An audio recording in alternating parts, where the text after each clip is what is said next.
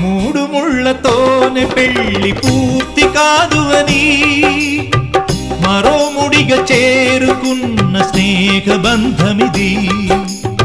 సప్తపదితో ఆగరాదు జీవితం అని అష్టపదిగా సాగమన్న ప్రేమ పదము ఇది.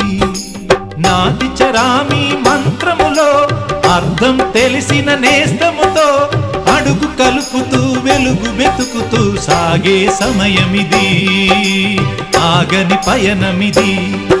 అనురాగమే మంత్రంగా మమత కొలువులో జరుగు పెళ్లికి మంగళ వాయిద్యం పలికింది ఆహ్వానం. అనురాగమే మంత్రంగా